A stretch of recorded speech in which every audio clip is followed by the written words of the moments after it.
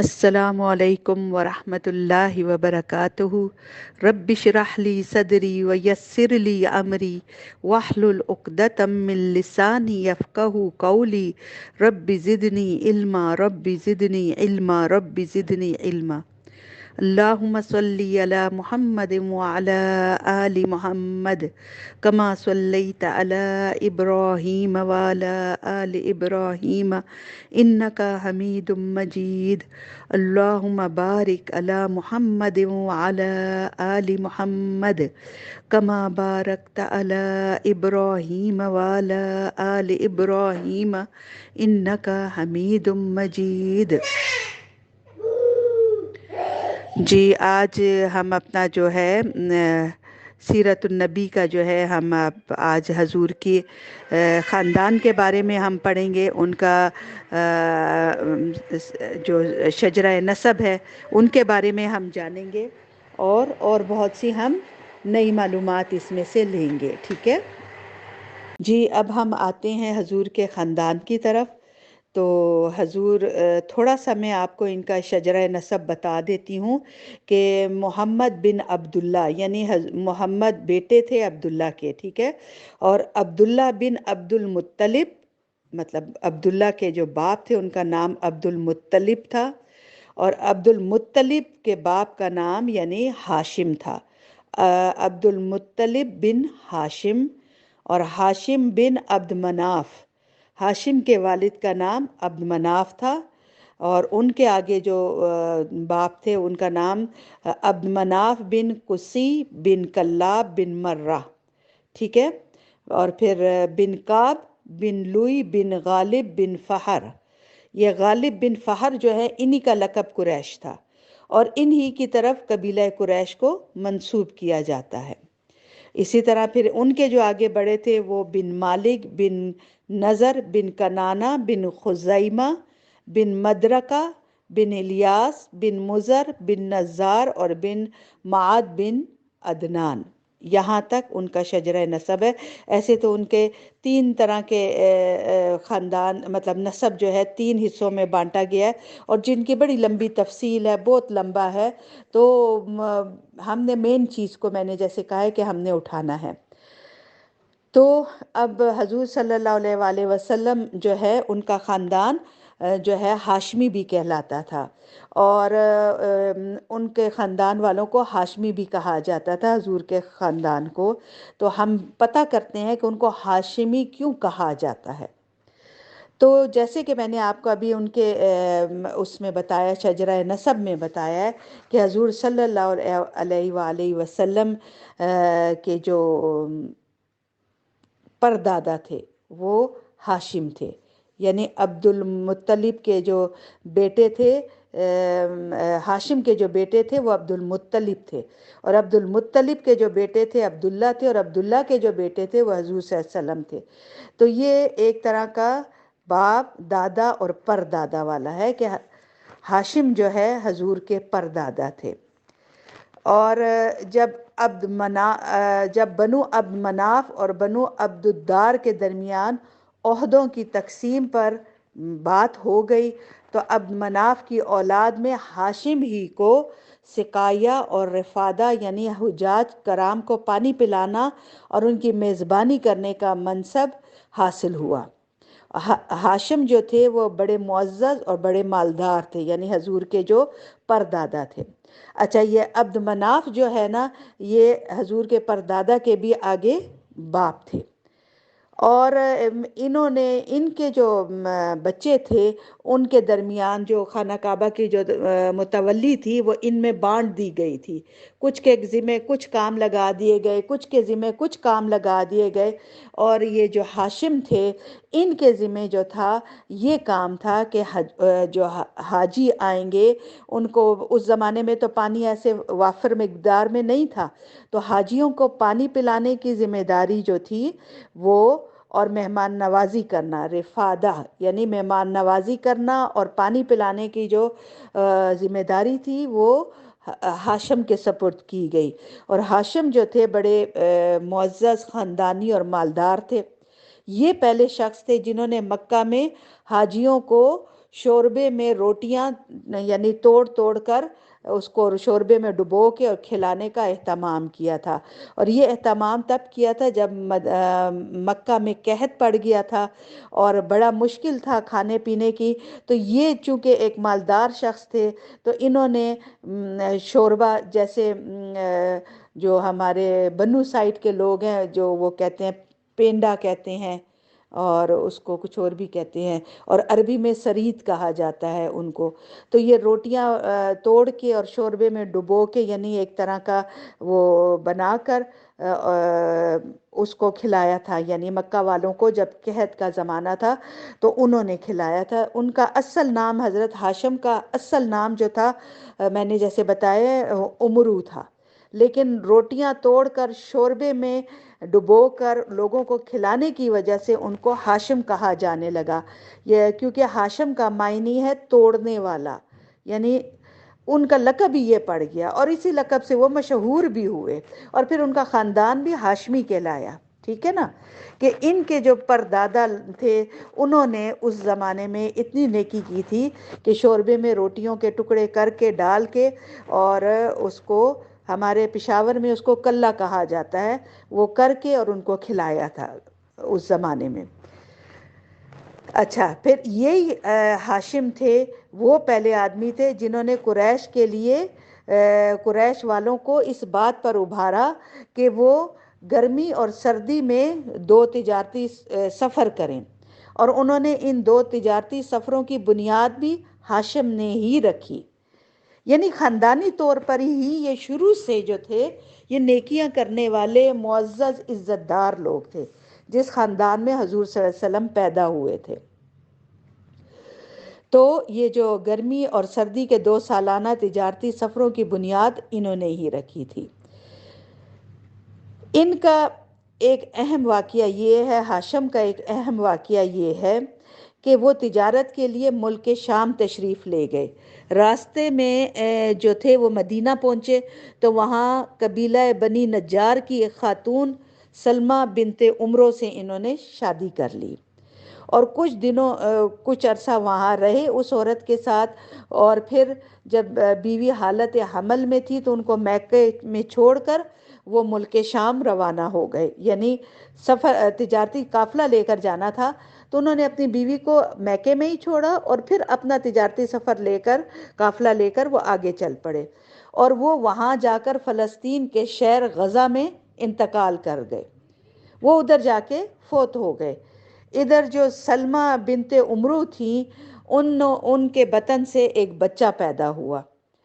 اور اس بچے کے سر میں کچھ سفید بال تھے نا، تو اس لیے سلمہ نے اس کا نام شیبہ رکھ دیا۔ شیبہ عربی میں بوڑھے کو کہتے ہیں، تو ان کے سر میں چونکہ پیدائشی کوئی سفید بال تھے تو ان کی ماں نے، اس زمانے میں اس طرح لقب کے ذریعے بھی نام رکھے جاتے تھے، جیسے ابو ہریرہ بلیوں کا باپ، کیونکہ وہ بلیاں بہت پالتے تھے تو ان کو ابو ہریرہ کہا گیا، تو اسی نام سے اسی لقب سے پھر وہ مشہور ہو جاتے تھے، ان کا اپنا نام تو کہیں رہ ہی جاتا تھا۔ تو ان کی بیوی نے جو تھی، ہاشم کی بیوی جو تھی، ان کا جب بیٹا ہوا تو انہوں نے اس کا نام شیبہ رکھ لیا، اس وجہ سے کہ جب وہ پیدا ہوئے تو ان کے سر میں سفید بال تھے، اور وہ یعنی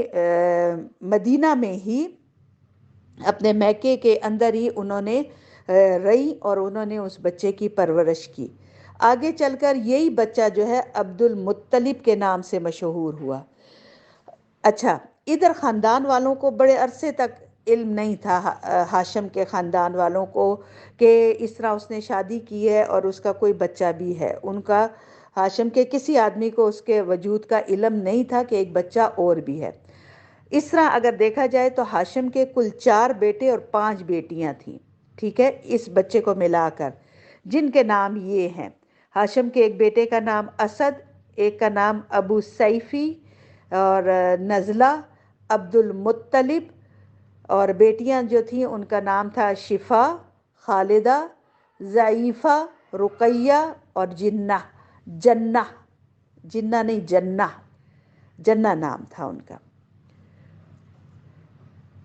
اچھا، اب پیچھے جیسے میں نے بتایا کہ یہ اب ہم بتائیں گے کہ عبد المطلب کیسے آئے نا، کیا ہوا اس کا اب ہم آگے پڑھیں گے۔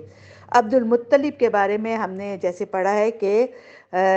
ان کے ہاشم کی وفات کے بعد پھر یہ حاجیوں کو پانی پلانے کا کام اور حاجیوں کی میزبانی کرنے کا کام جو ہے ہاشم کے بعد ان کے بھائی مطلب کو ملا، عبد المطلب کو نہیں، مطلب کو۔ یہ بھی اپنی قوم میں بڑی خوبیوں کے اور اعزاز کے مالک تھے، یہ ہاشم کے بھائی تھے، ٹھیک ہے نا۔ اچھا، ان کی بات بھی ایسی تھی کہ یہ بڑے معزز تھے خاندان میں، اپنے قریش قبیلے میں، تو ان کی بات ٹالی نہیں جاتی تھی، اور ان کے سخاوت کی وجہ سے، یہ بھی بہت سخی تھے، بڑی سخاوت کرتے تھے، اور ان کی سخاوت کی وجہ سے قریش نے ان کا لقب فیاض رکھ دیا تھا۔ اچھا، ادھر جب شیبہ یعنی جو تھے ہاشم کے جو بیٹے تھے شیبہ، وہ جب تقریباً 10-12 سال کے ہو گئے تو ہاشم کے بھائی مطلب کو پتہ چلا ان کے بارے میں، تو وہ انہیں لینے کے لیے مدینہ روانہ ہو گئے، اور جب مدینے کے پاس پہنچے اور شیبہ پر نظر پڑی، اس کو دیکھا تو ان کی آنکھوں سے آنسو بہنے لگے۔ ظاہر اپنے بھائی کا بیٹا تھا، اسے سینے سے لگائے اور اپنی سواری پر پیچھے بٹھا کر مکہ کے لیے روانہ ہو گئے، مگر شیبہ کی ماں کی اجازت کے بغیر شیبہ نے جانے سے انکار کر دیا۔ اس نے کہا کہ جب تک میں ماں سے اجازت نہ لے لوں میں نہیں جاؤں گا۔ تو اس پر وہ جو مطلب تھے، جو ہاشم کے بھائی تھے، انہوں نے اس کی ماں سے اجازت لی، مگر ماں نے مطلب ان کو اجازت نہیں دی۔ تو پھر آخر مطلب نے ان کو کہا کہ یہ اپنے باپ کی حکومت اور اللہ کے حرم کی طرف جا رہے ہیں، ان کے ذمہ یہ ذمہ داریاں ہمارے بعد انہوں نے یہ چیزیں سنبھالنی ہیں۔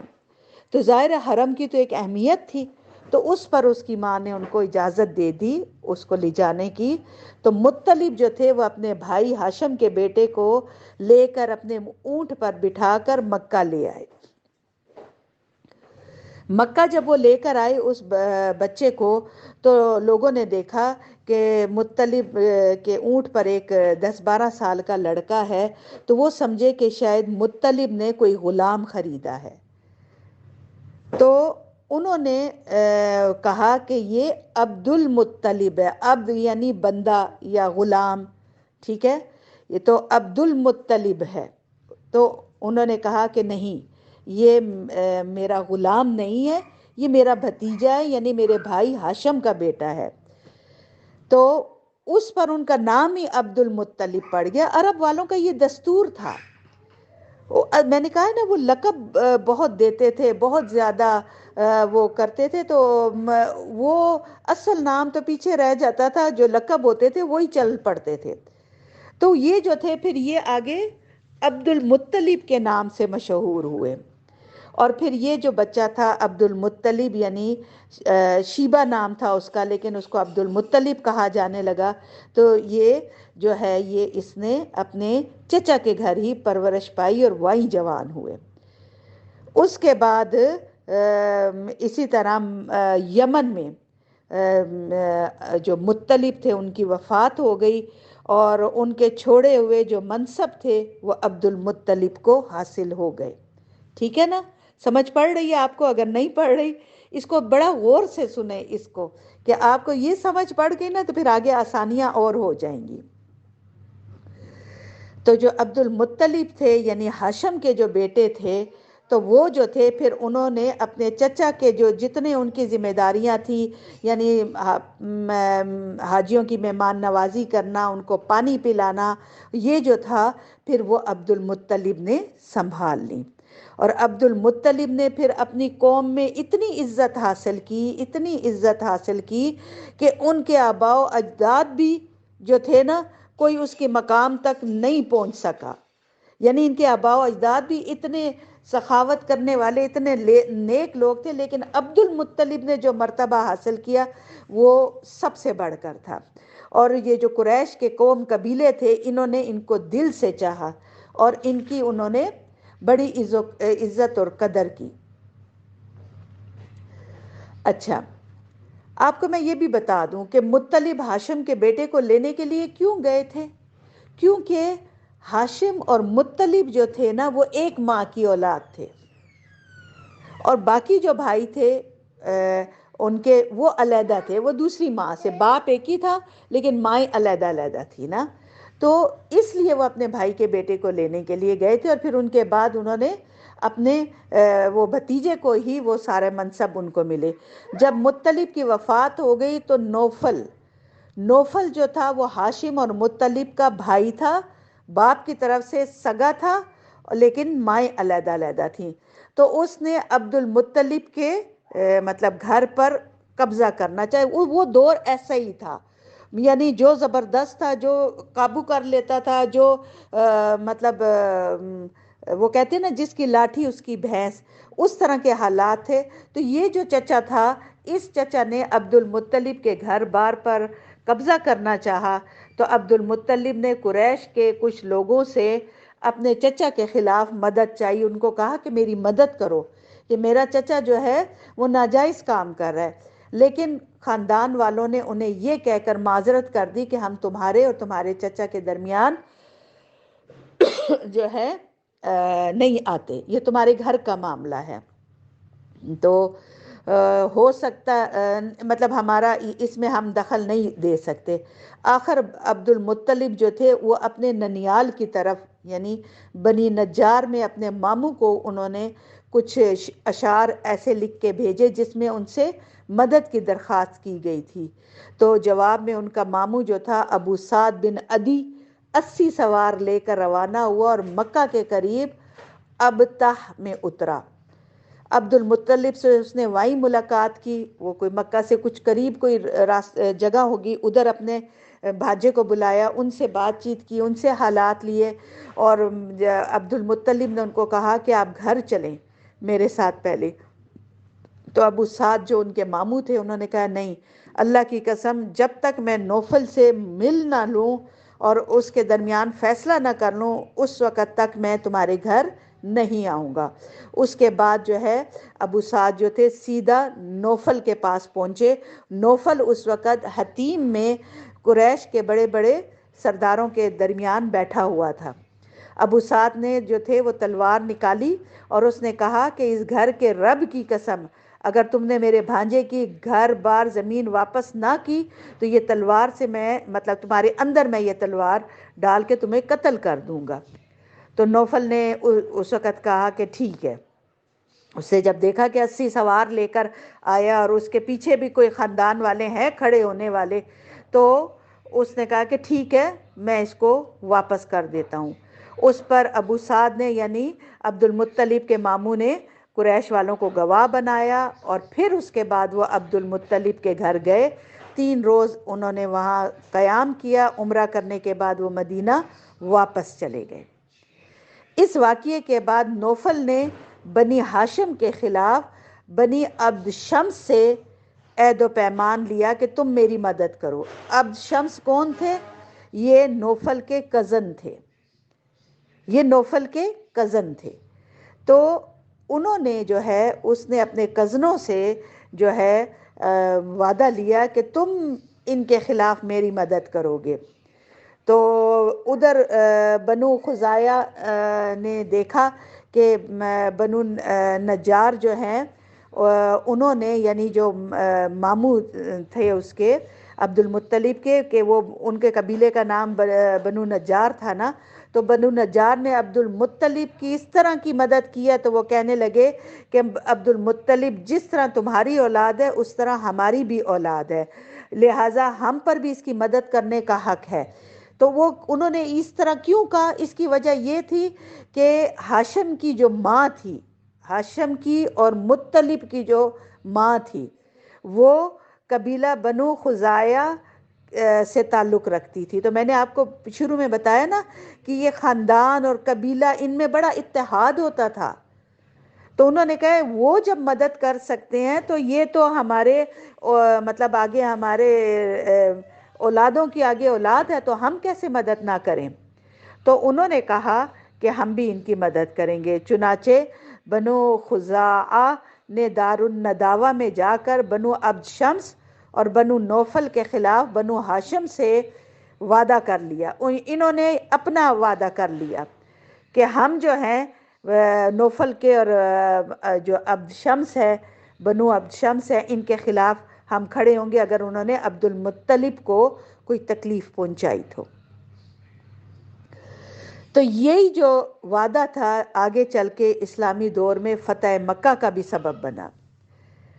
اچھا، اس کے بعد اب یہ واقعہ تو یہاں ہو گیا، سب برابر ہو گیا۔ اس کے بعد بیت اللہ کے تعلق سے عبد المطلب کے ساتھ جو ہے دو بڑے اہم واقعات پیش آئے تھے، ایک چاہ زمزم کی کھدائی کا واقعہ اور دوسرا ہاتھیوں کا واقعہ۔ چاہ کہتے ہیں کنویں کو اور زمزم کہتے ہیں، آپ کو پتہ ہے چاہ زمزم یعنی زمزم کا کنواں۔ تو پہلے واقعے کا خلاصہ یہ ہے کہ عبد المطلب نے خواب دیکھا، انہوں نے دیکھا کہ وہ ان کو زمزم کا کنواں کھودنے کا حکم دیا جا رہا ہے خواب میں، اور اس جگہ کی نشاندہی بھی کی جا رہی ہے۔ اور یہ خواب انہوں نے کوئی لگاتار دیکھے تو وہ خواب، اور خواب میں نے جیسے کہا کہ وہ جگہ بھی بتائی گئی تھی، تو انہوں نے بڑا سوچا کیا، اور اس کے بعد انہوں نے اس کے جگہ کی کھدائی شروع کر دی۔ تو بڑا کھدائی کرنے کے بعد کچھ نہیں تھا، پھر اور کھدائی کی گئی، تو آہستہ آہستہ ان کو وہ چیزیں ملنے لگیں جو بنو جرہم جو تھے انہوں نے مکہ چھوڑتے وقت آب زمزم کے جو کنواں تھا اس کو بند کر دیا، اور اس کنویں میں انہوں نے جو تلواریں تھیں سونے کی، اور سونے کے 2 ہرن تھے، اور یہ زرعیں تھی، تو وہ ساری جو تھی انہوں نے کنویں میں پھینک کر اس کنویں کو مٹی سے اس طرح بند کر دیا کہ کسی کو سمجھ نہ پڑے۔ اور یہ بنو جرہم وہی ہیں کہ جب حضرت ہاجرہ اور حضرت اسماعیل چھوٹے تھے اور آب زمزم جب پیدا ہو گیا، یعنی وہ اس کی جگہ کی نشاندہی وہ پھوٹ پڑا آب زمزم، تو وہ قبیلہ تھا کہ جو انہوں نے ان کی ماں سے اجازت لے کر، حضرت ہاجرہ سے اجازت لے کر انہوں نے کہا تھا کہ ہم یہاں رکتے ہیں۔ پھر وقت گزرنے کے ساتھ جب حضرت اسماعیل بھی فوت ہو گئے اور بنو جرہم جو تھے وہ مختلف برائیوں میں مبتلا ہو گئے اور ان کا جو زور تھا وہ کم ہونے لگا، تو دوسرے قبیلوں نے ان پر حملہ کیا، تو انہوں نے غصے میں آ کر وہ پانی کا ایک کنواں ہی بند کر دیا کہ یہ ہم سے اس وجہ سے جنگ کر رہے ہیں تو ہم اس کو ختم ہی کر دیں کہ ہمیں اگر حاصل نہیں ہے تو کسی اور کو بھی حاصل نہ ہو۔ تو اب ان کو خواب میں عبد المطلب کو اللہ کی طرف سے یہ دکھایا گیا، تو انہوں نے پھر کھودا، اور کھودنے کے بعد جب یہ چیزیں نکلیں تو وہ جو تلواریں تھیں اور جو سونے کے ہرن جو تھے، تلواروں کو پگھلا کر خانہ کعبہ کا دروازہ بنایا گیا۔ اس سے پہلے وہ لکڑی نما دروازہ تھا، اس کے بعد دروازے پر سونے کے 2 ہرن بھی فٹ کر دیے گئے، اور حاجیوں کو زمزم پلانے کا بھی بندوبست ہو گیا، کیونکہ زمزم کا کنواں ظاہر ہو گیا عبد المطلب نے جب کھدائی کی۔ تو اب یہاں سے پانی کا بندوبست ہو گیا حاجیوں کے لیے بھی، اور یہ ایک اور ان کے ذمہ ایک کارنامہ ہو گیا کہ اللہ نے ان کو منتخب کیا ہے اس کام کے لیے۔ اچھا، کھدائی کے دوران بھی یہ واقعہ پیش آیا کہ جب زمزم کا کنواں نمودار ہو گیا تو قریش نے عبد المطلب سے جھگڑا شروع کیا اور مطالبہ کیا کہ ہمیں بھی اپنی کھدائی میں شامل کرو، یعنی اس کام میں ہمیں بھی تم شامل کرو۔ تو عبد المطلب نے کہا کہ میں ایسا نہیں کر سکتا، کیونکہ اس کام کے لیے مجھے مخصوص کیا گیا، یعنی مجھے خواب میں دکھایا گیا۔ لیکن قریش جو تھے وہ بڑا انہوں نے جھگڑا ڈالا، اور اس بات سے وہ باز نہ آئے، یہاں تک کہ اس جھگڑے کا فیصلہ جو ہے بنو سعد کی ایک کاہنہ عورت کے پاس گئے کہ اس جھگڑے کا فیصلہ کرو، اور لوگ جو تھے مکہ سے بھی روانہ ہو گئے، مکہ سے بھی آ گئے، اور انہوں نے یہ طے کیا کہ ہم اس عورت سے فیصلہ کریں گے اور اس عورت کے پاس جائیں گے۔ لیکن جب وہ مکہ سے روانہ ہوئے کہ ہم اس عورت کے پاس جا کے اس چیز کا فیصلہ کرائیں، تو راستے میں کہتے ہیں کہ اللہ تعالیٰ نے ان لوگوں کو کچھ ایسی علامات دکھائیں کہ وہ سمجھ گئے کہ زمزم کا کام جو ہے قدرت کی طرف سے صرف عبد المطلب کے ساتھ مخصوص کیا گیا ہے۔ تو اس لیے وہ پھر قریش والے جو تھے وہ واپس پلٹ کر آئے، وہ اس کاہنہ کے پاس نہیں گئے۔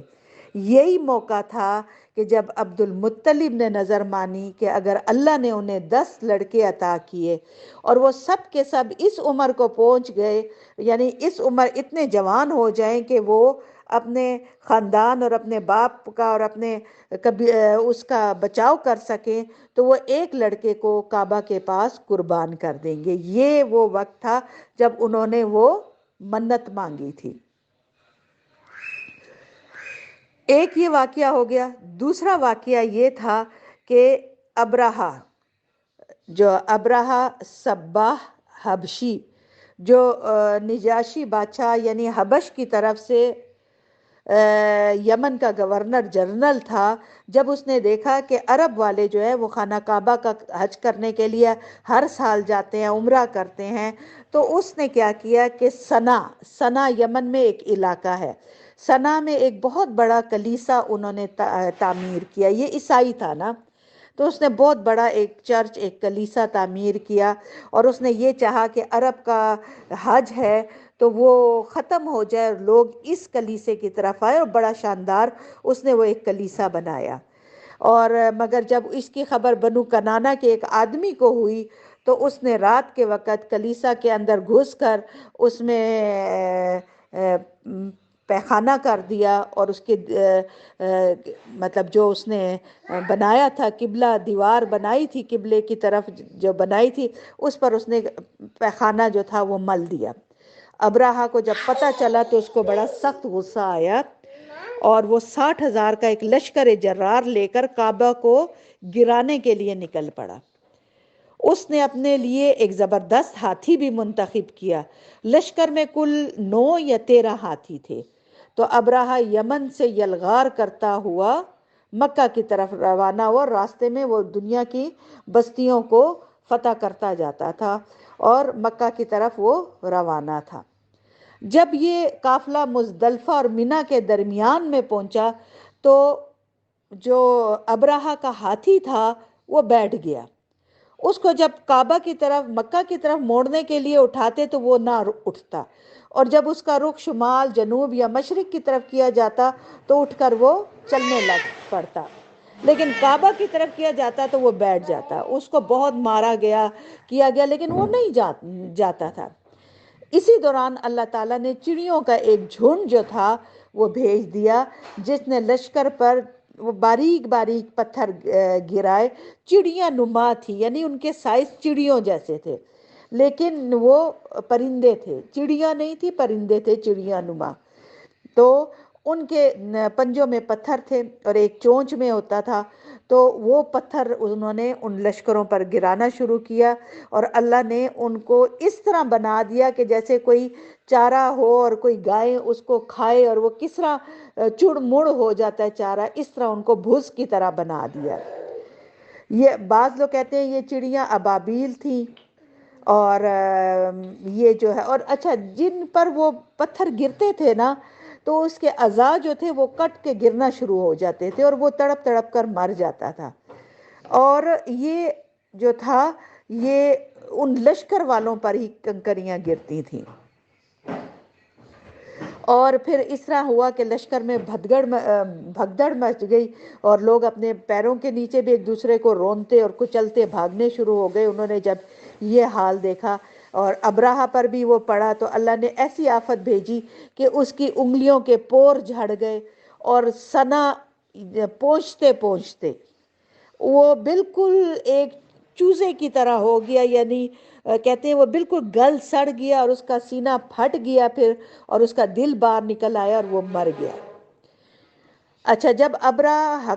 حملہ کرنے کے لیے آ رہا تھا تو اس حملے کے موقع پر مکہ کے جو باشندے تھے وہ جان بچانے کے خوف سے پہاڑوں پر چڑھ گئے، پہاڑوں پر جا چھپے،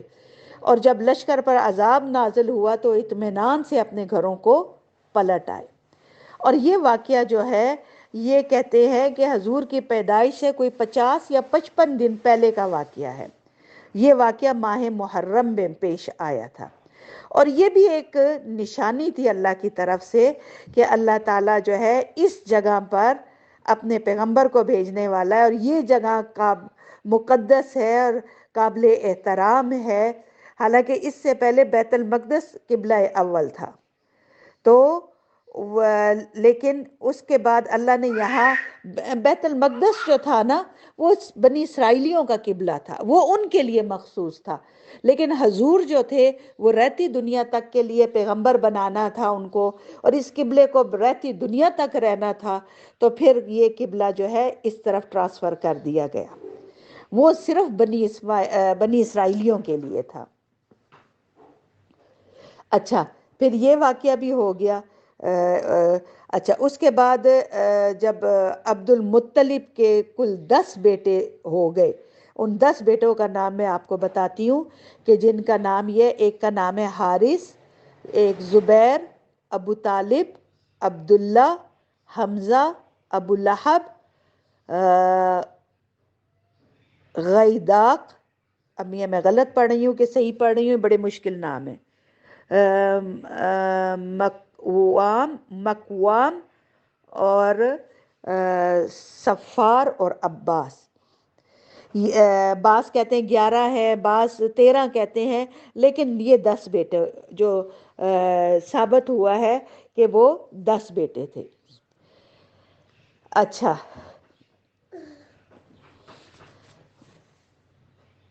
اور عبد المطلب کی بیٹیاں 6 تھیں. ان کے نام میں بتاتی ہوں. ایک ام الحکیم، ایک کا نام بیضہ. ام الحکیم ان کا لقب تھا، ان کا نام بیضہ تھا. ایک برہ، ایک عاتقہ، ایک صفیہ، ایک اروہ اور ایک امیمہ. یہ نام تھے عبد المطلب کی بیٹیوں کے، یعنی 10 بیٹے اور 6 بیٹیاں. عبداللہ، ہم عبداللہ کے بارے میں اب پڑھیں گے. رسول صلی اللہ علیہ وآلہ وسلم کے والد محترم، ان کی والدہ کا نام فاطمہ تھا.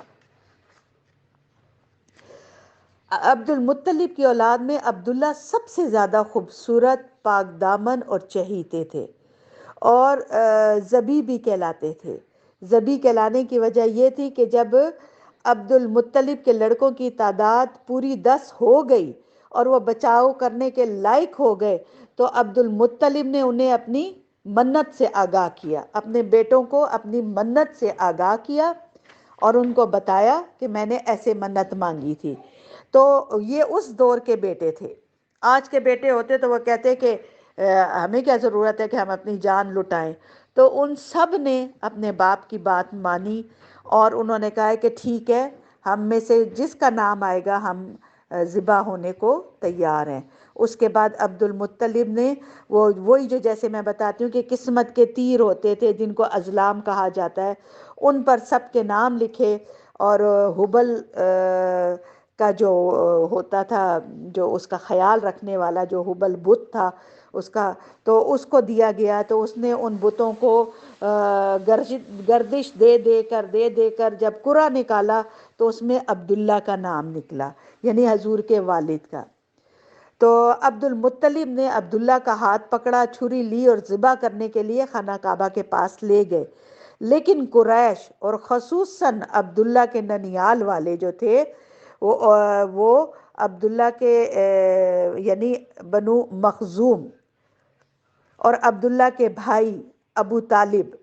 وہی میں نے آپ کو کہا نا کہ یہ اتنے بچے جو ہوتے تھے وہ ایک ماں سے نہیں ہوتے تھے، ان کی کئی مائیں ہوتی تھیں. تو یہ جو تھے عبداللہ کے سگے بھائی ابو طالب تھے. تو انہوں نے آ کے کہا کہ نہیں، اس کو ہم ذبح کرنے نہیں دیں گے. تو عبد المطلب نے کہا کہ پھر میں اپنی نظر کا کیا کروں جو میں نے نظر مانی ہے. تو انہوں نے مشورہ دیا کہ کسی خاتون جو قافیہ شناس جو ہوتی ہیں، جو ان کے قسمت کے حال بیان کرنے والی ہیں، ان کے پاس جا کے اس کا حل نکالتے ہیں. چنانچہ عبد المطلب جو تھے وہ گئے اس کے پاس اور اس نے اس کو بتایا کہ تم یوں کرو کہ عبداللہ اور 10 اونٹوں کے درمیان قرعہ اندازی کراؤ. اب بیٹوں میں سے تو عبداللہ کا نام نکل آیا ہے، اب تم نے کیا کرنا ہے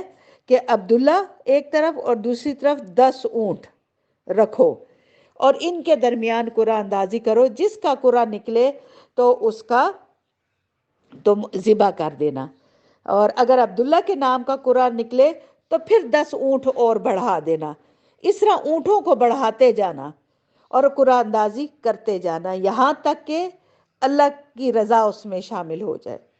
تو عبد المطلب نے ایسا ہی کیا، اور اسی طرح وہ جب قرآن نکالتے تو عبداللہ کا نام نکل آتا، پھر وہ 10 اونٹ بڑھا دیتے، اس طرح بڑھاتے بڑھاتے بڑھاتے بڑھاتے تقریباً وہ اونٹ جو تھے ان کی تعداد جو تھی تقریباً 100 اونٹ ہو گئے تھے، پورے 100 اونٹ۔ جب 100 اونٹ پورے ہو گئے تو قرآن اونٹوں کے نام نکل آیا۔ تو اب عبد المطلب نے عبداللہ کے بدلے ان اونٹوں کو ذبح کیا، اور ذبح کرنے کے بعد ان اونٹوں کو وہیں چھوڑ دیا کہ جس کا دل چاہتا ہے وہ گوشت اٹھا لے اور لے جائے، چاہے کوئی انسان کھاتا ہے اس میں سے یا کوئی درندے آ کے کھاتے ہیں، کسی کے لیے کوئی رکاوٹ نہیں ہے کہ انہوں نے وہ اونٹ جو تھے وہ اللہ کے لیے وہاں کر دیے۔ تو اس واقعے کے بعد اسلام نے بھی دیت کی مقدار، یعنی دیت کس کو کہتے ہیں کہ جان کے بدلے مال دینا، ٹھیک ہے، تو دیت کی مقدار جو ہے وہ 100 اونٹ برابر رکھی ہے۔ 100 سرخ اونٹ، سرخ اونٹ اس زمانے کے بہترین اونٹ ہوتے تھے، مہنگے ترین اونٹ ہوتے تھے، تو اس لیے عبداللہ کو ذبی کہا جاتا تھا کہ اس طرح وہ جو تھے ان کا وہ تھا۔ رسول صلی اللہ علیہ وسلم کہتے تھے کہ میں 2 ذبیحوں کی اولاد ہوں، ایک حضرت اسماعیل علیہ السلام، ظاہر ہے ان کے آباء و اجداد تھے حضور کے، اور اس کے بعد حضور کے اپنے والد، تو حضور صلی اللہ علیہ وسلم کہتے تھے میں 2 ذبیحوں کی اولاد ہوں، یعنی میرے آباء و اجداد میں 2 دفعہ اس طرح کا واقعہ ہوا تھا کہ اللہ کے لیے ان کو ذبح کرنے کا حکم ہوا، اور کیسے اللہ نے ان کو بچا لیا۔ اچھا، اس کے بعد عبد المطلب نے اپنے بیٹے عبداللہ کی شادی کے لیے حضرت آمنہ کا انتخاب کیا، جو وہب بن عبد مناف بن زہرہ بن کلاب کی صاحبزادی تھی، یعنی یہ بھی قریش والے ہی تھے، یہ بھی خاندانی لوگ تھے، نسب اور رتبے کے لحاظ سے قریش کی افضل ترین خاتون شمار ہوتی تھیں۔ ان کے والد نسب کے لحاظ سے جو تھا وہ اور عہدے کے لحاظ سے یہ بنو زہرہ کے سردار تھے، تو یہ بھی بہت خاندانی عورت تھی۔ تو عبد المطلب کی ان کے ساتھ شادی کی، اور یہ رخصت ہو کر مکہ آ گئیں اور حضرت عبداللہ کے پاس آ گئیں، رخصتی ہو گئی تھی یہ یہاں آ گئی، مگر تھوڑے عرصے بعد عبداللہ کو ان کے والد عبد المطلب نے کھجورے لانے کے لیے مدینے بھیجا، یہ مدینے گئے اور وہیں ان کا انتقال ہو گیا، یہ وہاں فوت ہو گئے۔ یہ بڑی جوان بیوہ ہو گئی تھی، کچھ عرصہ ہی اپنے خاوند کے ساتھ رہی تھی، اور یہ جو تھے وہ تجارت کے لیے ملک شام تشریف لے گئے تھے، اور قریش کے ایک قبیلے کے ہمراہ واپس آتے ہوئے بیمار ہو کر مدینہ اترے، اور وہیں ان کا انتقال ہو گیا، اور تدفین بھی ان کی وہیں ہو گئی۔ اس وقت حضرت عبداللہ کی عمر 25 برس کی تھی، یعنی بہت جوان تھے، اور ابھی حضور صلی اللہ علیہ وسلم پیدا نہیں ہوئے تھے۔ ان کے بعد حضرت آمنہ جو تھی وہ بہت غمگین رہتی تھی، بہت دکھی رہتی تھی، ان کے غم میں بڑے دردناک اشعار پڑھتی تھیں، اور بہت زیادہ وہ تھا، مطلب اس طرح کے ان کے اشعار تھے کہ مطلب میں نہیں پڑھ سکتی، جن کے پاس کتابیں ہیں وہ خود پڑھ لیں، اور میں اب آگے بتاتی ہوں کہ عبداللہ کا جو ترکہ انہوں نے چھوڑا تھا تو 5 اونٹ، بکریوں کا 1 ریوڑ، 1 حبشی لونڈی جن کا نام برکہ تھا، اور کنیت ام ایمن تھی، یہی وہ ام ایمن تھی جنہوں نے حضور صلی اللہ علیہ وآلہ وسلم کو گودوں میں کھلایا تھا۔ جی، اب ہم آتے ہیں ولادت باسعادت کی طرف، یعنی حضور صلی اللہ علیہ وسلم کی ولادت اور حیات طیبہ کے اب ہم 40 سال پڑھیں گے کہ 40 سال انہوں نے کیسے گزارے۔ حضور صلی اللہ علیہ وسلم جو ہے وہ مکہ میں بنی ہاشم کے خاندان کے اندر 9 ربیع الاول سن 1 عام الفیل اور یوم دوشنبہ کو صبح کے وقت پیدا ہوئے تھے، یعنی یہ تھا کہ وہ 9 ربیع الاول کو پیدا ہوئے تھے۔ بعض کہتے ہیں 20، بعض کہتے ہیں 12، بعض کچھ کہتے ہیں، مطلب اختلاف ہے اس میں، لیکن میں آپ کو یہ بتاتی ہوں کہ جو تحقیق سے ثابت ہوا ہے وہ یہی ہے کہ آپ جو ہے 9 ربیع الاول کو پیدا ہوئے تھے، ٹھیک ہے۔ اچھا، بعض روایات میں یہ بتایا جاتا ہے کہ آپ کی ولادت ہوئی تو کیسر و کسرا کے کنگرے گر گئے، اور مجوسیوں کا آتش کدہ جو تھا وہ ٹھنڈا ہو گیا، اور یہ بات ہوئے، اور گرجے جو ہے وہ گر گئے، اور بدھ جو ہے وہ منہ کے بل گر گئے۔ تو یہاں بتایا جاتا ہے کہ یہ جو واقعات ہیں، محمد غزالی جو ہے انہوں نے ان واقعات کو درست تسلیم نہیں کیا ہے، یہ کہتے ہیں کہ یہ واقعات ٹھیک نہیں ہے، یہ جو ہے اپنی طرف سے لکھے گئے ہیں۔ اچھا، آپ کی پیدائش جب ہو گئی تو ولادت کے بعد آپ کی والدہ نے عبد المطلب کے پاس پوتے کی خوشخبری بھجوائی۔ وہ بڑے خوش ہوئے، بڑے خوشی خوشی تشریف لائے، اور آپ کو خانہ کعبہ میں لے جا کے اللہ تعالیٰ سے دعا کی اور اس کا شکر ادا کیا، اور آپ نے ان کا نام محمد تجویز کیا۔ یہ نام عرب میں معروف نہیں تھا، عام نہیں تھا یہ نام، یہ عرب میں کسی کا ایسا نہیں تھا۔ پھر عرب دستور کے مطابق 7ویں دن حضور صلی اللہ علیہ وسلم کی ختنہ کی گئی۔ یہاں بھی ایک بات یہ کہی جاتی ہے کہ وہ مختون پیدا ہوئے تھے، یعنی ختنہ کیے ہوئے پیدا ہوئے تھے، تو یہ بھی کہا جا رہا ہے کہ یہ چیز غلط ہے، ایسی کوئی بات ثابت نہیں ہے۔ آپ کو اور آپ کی والدہ کے بعد سب سے پہلے ابو لہب کی لونڈی صوبیہ نے دودھ پلایا تھا۔ اس وقت اس کی گود میں ایک بچہ تھا۔ یہ جو صوبیہ جو تھی یہ ابو لہب کی لونڈی تھی، ٹھیک ہے، اس کا اپنا بھی ایک بچہ تھا۔ تو ابو لہب کی لونڈی نے ان کو دودھ پلایا تھا، حضور صلی اللہ علیہ وسلم کو سب سے پہلے۔ اور یہ جو ابو لہب جو تھے یہ حضور کے چچا لگتے تھے۔ تو صوبیہ نے آپ سے پہلے حضرت حمزہ یعنی عبد المطلب کے جو بیٹے حضرت حمزہ ہیں ان کو بھی دودھ پلایا تھا، اور ابو سلمہ بن عبد الاسد کو بھی دودھ پلایا تھا۔ اب حضور صلی اللہ علیہ وسلم پیدا ہو گئے، اور اس کے بعد عرب کے شہری باشندوں کا دستور تھا کہ وہ اپنے بچوں کو شہری امراض سے دور رکھنے کے لیے دودھ پلانے والی جو گاؤں کی عورتیں ہوتی تھیں ان کے حوالے کر دیا کرتے تھے، تاکہ وہ گاؤں کی کھلی فضا میں پلیں، ان کے جسم طاقتور ہوں، اعصاب مضبوط ہوں، اور بیماریوں سے وہ دور رہیں۔ اور گاؤں والوں کی زبان جو تھی وہ خالص اور ٹھوس عربی ہوتی تھی، تو یہ وہ اس عربی کو بھی سیکھیں۔ اس دستور کے مطابق عبد المطلب نے دودھ پلانے والی دائیا تلاش کی، اور حضور صلی اللہ علیہ وآلہ وسلم کو حضرت حلیمہ کے حوالے کیا گیا۔ یہ قبیلہ بنی سعد بن بکر کی ایک خاتون تھی، ان کے شوہر کا نام حارث بن عبد العزیٰ تھا، اور وہ بھی قبیلہ بنی سعد ہی سے تعلق رکھتے تھے۔ حارث کے اپنے بھی بچے تھے، اور ان اولادوں کے نام یہ تھے، اور رضاعت کے تعلق سے وہ حضور صلی اللہ علیہ وسلم کے رضاعی بہن بھائی بھی تھے۔ حارث کے بیٹے کا نام تھا عبداللہ، ایک بیٹی کا نام انیسہ، خزافہ، اور ان کا لقب شیمہ بھی تھا۔ اسی نام سے وہ زیادہ مشہور ہوئی تھی، اور یہ حضور صلی اللہ علیہ وسلم کو گود میں کھلایا کرتی تھی، یہ بڑی تھی۔ تو یہ رضاعت کے اعتبار سے حضور صلی اللہ علیہ وسلم کے بہن بھائی بھی بنتے ہیں۔ تو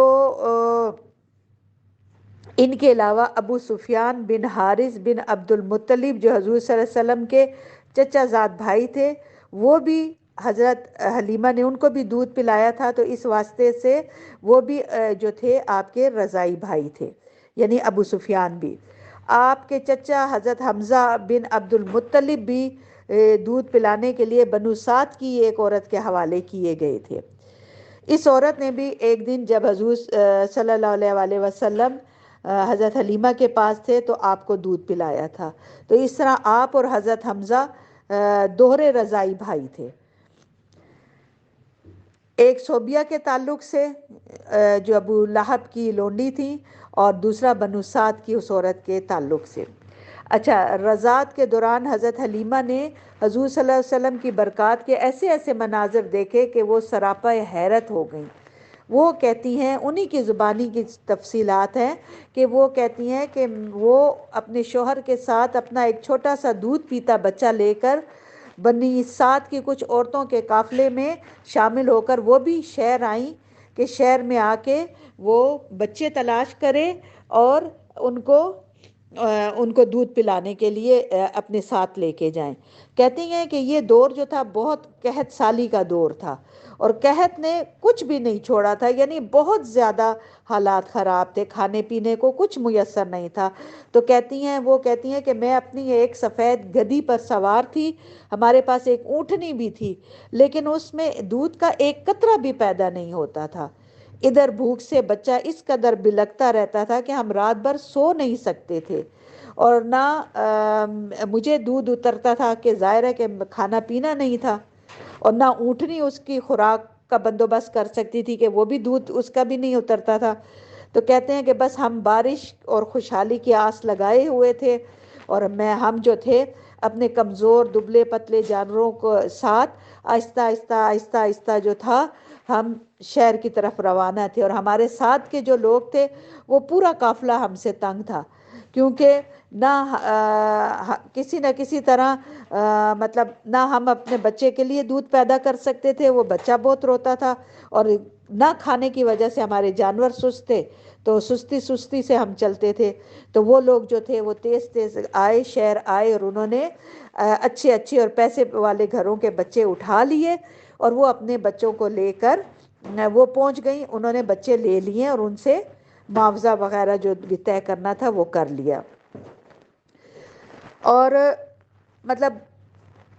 کہتے ہیں کہ ہم جتنی عورتیں جو گاؤں والی گئی تھیں، ہم سب کے سامنے جو ہے حضور صلی اللہ علیہ وسلم کو پیش کیا گیا،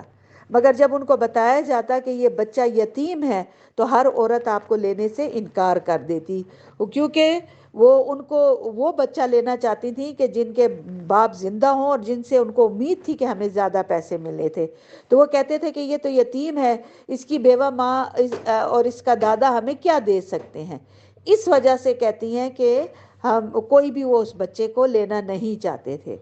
تو ادھر کہتی ہیں جتنی عورتیں آئی تھیں وہ سب بچے لے لیے تھے، انہوں نے سب کو کوئی نہ کوئی بچہ مل گیا تھا، صرف میں ایک باقی رہ گئی تھی کہ میرے پاس کوئی بچہ نہیں تھا۔ اور جب واپسی کا وقت آیا تو میں نے اپنے شوہر سے کہا کہ مجھے اچھا نہیں لگتا کہ میری ساری جو ساتھی ہیں وہ بچے لے کر جائیں اور میں واپس ایسے ہی چلی جاؤں، تو میں جا کے اسی یتیم بچے کو لے لیتی ہوں۔ تو ان کے شوہر نے کہا ٹھیک ہے، ممکن ہے اللہ اسی میں ہمارے لیے برکت ڈال دے۔ تو اس کے بعد کہتی ہیں میں نے جا کر حضور کو لے لیا، اور اس بنا پر لے لیا ان کو کہ مجھے کوئی اور بچہ نہیں مل رہا تھا۔ تو کہتی ہیں حضرت حلیمہ کہتی ہیں جب میں بچے کو لے کے اپنے ڈیرے پر واپس آئی اور اس سے میں نے آغوش میں لیا، اور اس نے جی وہ کہتے ہیں کہ جب میں نے ان کو اپنی آغوش میں رکھا تو میرے جو سینے تھے وہ دودھ سے بھر گئے، اور حضور صلی اللہ علیہ وسلم نے جتنا چاہا وہ انہوں نے پیا۔ اور یہ بھی ہم نے سنا ہے کہ حضور ایک طرف سے وہ دودھ پیا کرتے تھے، اور دوسرا جو ہوتا تھا دوسرا طرف وہ اپنے جو ان کے ساتھ حضرت حلیمہ کی اپنا بچہ تھا اس کے لیے ہوتا تھا، یعنی وہ ایک سے ہی سیر ہو جاتے تھے۔ اور اس کے بعد کہتے ہیں کہ حضرت حلیمہ کہتی ہیں کہ جو دوسرا میرا بچہ تھا اس نے بھی پیٹ بھر کر اس نے جو ہے دودھ پیا، اور پھر دونوں سو گئے، حالانکہ اس سے پہلے ہم اپنے بچے کے ساتھ سو نہیں سکتے تھے۔ ادھر کہتے ہیں میرے شوہر جو ہے وہ اونٹنی کا دودھ دھونے گئے تو انہوں نے دیکھا کہ وہ جو اونٹنی کا دودھ تھن ہے وہ دودھ سے بھرا ہوا ہے۔ انہوں نے اتنا دودھ دوہا کہ کہتے ہیں کہ ہم دونوں نے پیٹ بھر کر پیا اور بڑے آرام سے ہماری رات گزری۔ ان کا بیان ہے کہ صبح ہوئی تو میرے شوہر نے کہا کہ حلیمہ، خدا کی قسم تم ایک بہت بابرکت روح حاصل کی ہے، تم ایک بہت بابرکت بچہ لے کر آئی ہو۔ میں نے کہا مجھے بھی یہی لگ رہا ہے۔ حضرت حلیمہ کہتی ہیں کہ اس کے بعد ہمارا قافلہ روانہ ہوا اور میں اسی خستہ حال جب گدی پر سوار ہوئی اس بچے کو اپنے ساتھ لیا، لیکن اب وہی گدی جو تھی وہ کہتی ہیں، وہ قسم کھا کے کہتی ہیں کہ پورے قافلے کو اس نے پیچھے چھوڑ دیا اور وہ آگے نکل گئی، یہاں تک کہ میری سہیلیاں مجھے کہنے لگی کہ یہ کیا، تو ذرا ہم پر مہربانی کرو، آہستہ چلو۔ تو وہ کہتی ہیں کہ میں نے کہا کہ یہ ہاں، وہ کہتی ہیں کہ انہوں نے کہا کہ یہ وہی گدی ہے جس پر تم سوار ہو کے آئی ہے، تو وہ کہتی ہے میں نے کہا ہاں یہ وہی ہے، یہ وہی ہے، لیکن یقیناً یہاں کوئی خاص معاملہ ہے۔ اس کے بعد پھر کہتے ہیں کہ ہم بنو سعد میں اپنے اپنے گھروں کو آ گئے۔ مجھے معلوم نہیں ہے، وہ خود کہتی ہیں کہ اللہ کی اس زمین کا کوئی خطہ ہمارے علاقے سے زیادہ قحط زدہ تھا، یعنی اتنا ہمارے علاقے میں قحط تھا، لیکن ہماری واپسی کے بعد میری بکریاں چرنے جاتی تو وہ ان کے پیٹ بھرے ہوئے ہوتے اور دودھ سے بھرپور واپس آتی، ہم ان کا دودھ دوہتے، اس کو پیتے، جبکہ کسی اور انسان کو دودھ کا ایک قطرہ بھی نصیب نہ ہوتا تھا، یعنی اتنی ہماری بکریوں کے تھن بھی دودھ سے بھرے رہتے تھے، اور ان کے جانوروں کے تھنوں میں، دوسرے لوگوں کے جانوروں کے تھنوں میں سرے سے دودھ رہتا ہی نہیں تھا۔ حتیٰ کہ ہماری قوم کے جو لوگ تھے وہ اپنے لوگوں کو کہتے کہ تم دیکھو کہ ان کی بکریاں کہاں چرنے جاتی ہیں، وہاں لے کر جایا کرو، لیکن یہ وہاں جاتی بھی تب بھی ان لوگوں کی بکریاں جو تھی وہ واپس بھوکی آتی ہیں، جبکہ میری بکریاں جو ہوتی تھی وہ پیٹ بھر کر آتی تھی۔ اس طرح ہم اللہ کی طرف سے مسلسل اضافے اور خیر کا مشاہدہ کرتے رہے، یہاں تک کہ اس بچے کے پورے 2 سال ہو گئے اور میں نے دودھ چھڑا لیا، یعنی 2 سال تک وہ وہاں رہے۔ انہوں نے پھر حضرت حلیمہ کہتی ہیں 2 سال کے بعد میں نے دودھ چھڑا لیا، اور یہ جو بچہ تھا دوسرے بچوں کے مقابلے میں مطلب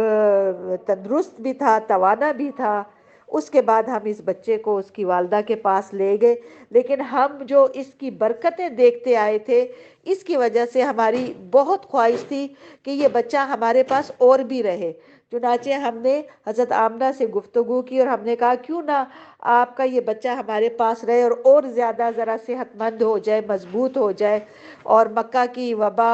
کا خطرہ جو ہے، جو مکہ کے متعلق وبا کا خطرہ ہے، تو اس سے یہ بچہ رہے۔ تو ہمارے مسلسل اصرار پر کہتی ہیں کہ حضرت آمنہ نے ان کو بچہ واپس دیا اور ہم اس بچے کو لے کر واپس آئے۔ یہاں تک ہم نے پڑھ لیا۔ اب انشاءاللہ اب اگلی دفعہ ہم آگے پڑھیں گے، آگے جو ہے کیا ہوا، آگے کے واقعات کیا تھے۔ یہاں تک میں نے پڑھ لیا، اور اب جو ہے ٹیسٹ اس کے بعد آپ کو اس کا ملے گا، ٹھیک ہے؟ کوئی چیز سمجھ نہیں آتی، کوئی بات سمجھ نہیں پڑتی تو آپ ضرور مجھ سے پرائیویٹ میں پوچھیں، سوال کریں، ٹھیک ہے؟ اور میں آپ کو بتاؤں گی، ٹھیک؟ چلیں جی، اللہ حافظ، السلام علیکم ورحمۃ اللہ۔